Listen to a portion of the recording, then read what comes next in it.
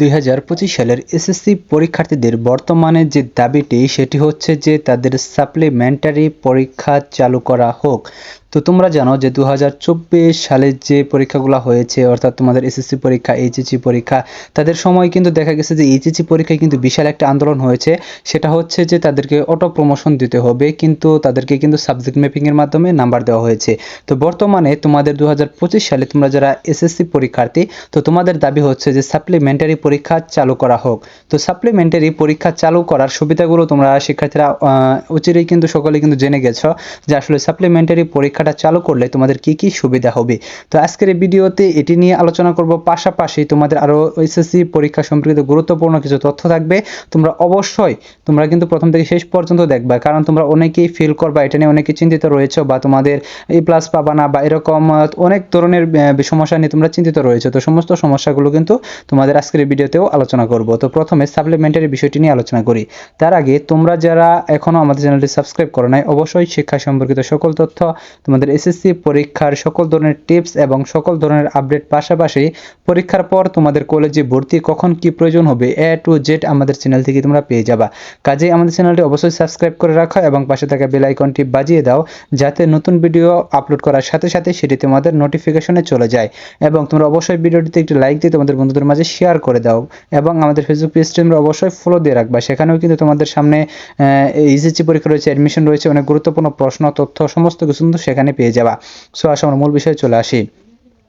তো দেখো, তোমাদের এই যে এইচএসসি 2025 ব্যাচে যে সাপ্লিমেন্টারি যে বিষয়টা, যে সাপ্লিমেন্টারি পরীক্ষা, এই পরীক্ষায় কিন্তু তোমরা অংশগ্রহণ করার যে তোমাদের ইচ্ছাটা, বা তোমাদের যে বোর্ড চ্যালেঞ্জের যে প্রক্রিয়াটা, সেটার বদলে তোমাদের সাপ্লিমেন্টারি পরীক্ষা দেওয়ার যে তোমাদের বর্তমান যে দাবিটা, সেটা কিন্তু দেখা গেছে যে সকল এসএসসি পরীক্ষার্থীদের মধ্যে কিন্তু চলে এসেছে।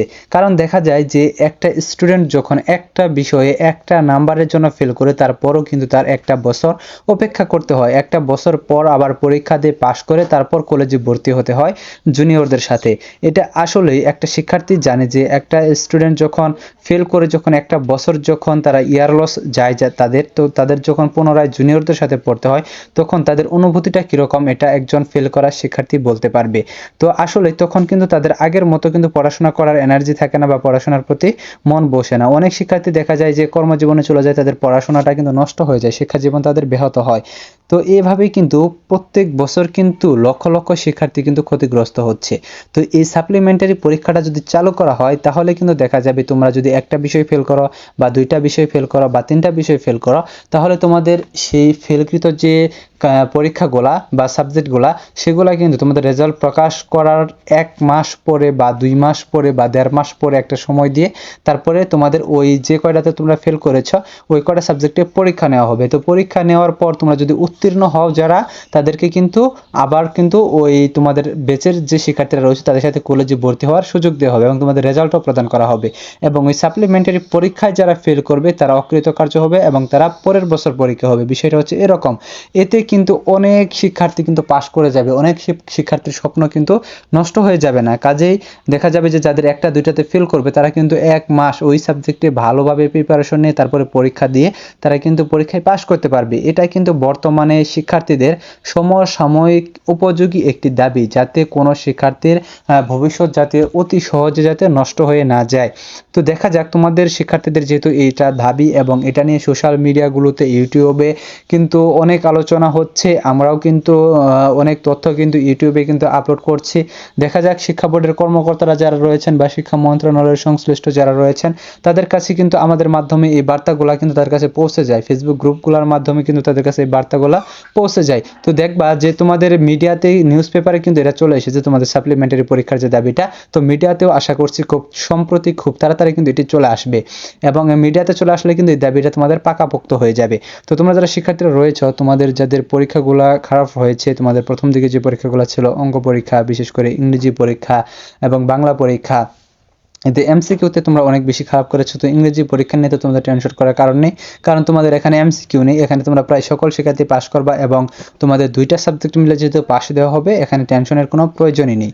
তো তোমরা যারা এমসিকিউতে খারাপ করেছো তাদের ক্ষেত্রে কিন্তু দেখা যায় যে তোমাদের টেনশন রয়েছে যে আসলে তোমরা এমসিকিউতে ফেল করবা। তো আসলে এই টেনশন নিয়ে তোমরা থেকো না, কারণ হচ্ছে তোমাদের পরবর্তী যে পরীক্ষাগুলো রয়েছে সেগুলো অবশ্যই তোমরা ভালোভাবে দাও। তো তোমাদের যাদের আসলে ফেল আসবে এমসিকিউতে, মানে তোমরা দিতে পারো নাই, তাদের তো ফেলে আসবে। আর যাদের মানে তোমরা দিতে পেরেছো তারপরও তোমাদের ফেল আসে, অনেক শিক্ষার্থীর মানে ভালো রেজাল্ট আশাবাদী তারপরও ফেল চলে আসে, সেক্ষেত্রে কিন্তু তোমাদের রোল নাম্বার, রেজিস্ট্রেশন নাম্বার, বিষয় কোড বা সিট কোড এগুলো কিন্তু ভুল হয়ে থাকে। এই জন্য তোমাদের জন্য করণীয় হচ্ছে পরবর্তীতে তোমরা বোর্ড চ্যালেঞ্জ করবা, এটাই হচ্ছে তোমাদের একমাত্র করণীয়। তো তোমরা যারা শিক্ষার্থীরা রয়েছ, তোমরা অনেকেই ভাবতেছো যে তোমরা 1 নম্বরের জন্য ফেল করতেছো এমসিকিউতে, এটা কিন্তু আসলেই তোমাদের টেনশনের কারণ হয়ে দাঁড়িয়েছে। তো এটা নিয়ে টেনশন করার কোনো কারণ নেই, কারণ হচ্ছে যে প্রত্যেক বছরই কিন্তু কম বেশি ভুল হয়ে থাকে পরীক্ষার প্রশ্নগুলা, কিন্তু এই বছর কিন্তু এমসিকিউ কিন্তু অনেক বেশি ভুল হয়েছে, প্রায় প্রত্যেকটি পরীক্ষায় 1টা 2টা করে ভুল আছে তোমাদের এমসিকিউ। সেখানে কিন্তু ওই এমসিকিউটার নাম্বার কিন্তু তোমরা সকল শিক্ষার্থীরা কিন্তু পেয়ে যাবা।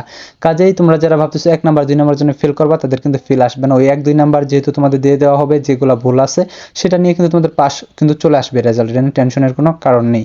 তো তোমরা যারা শিক্ষার্থীরা রয়েছে, অবশ্যই শিক্ষামূলক যত ধরনের তথ্য তোমাদের প্রয়োজন সমস্ত কিছু কিন্তু তোমরা আমাদের চ্যানেল থেকে পেয়ে যাচ্ছ। কাজে আমাদের চ্যানেলটি অবশ্যই সাবস্ক্রাইব করে রাখো এবং পাশে থাকা বেল আইকনটি বাজিয়ে দাও। ধন্যবাদ সকলকে পুরো ভিডিওটি দেখার জন্য।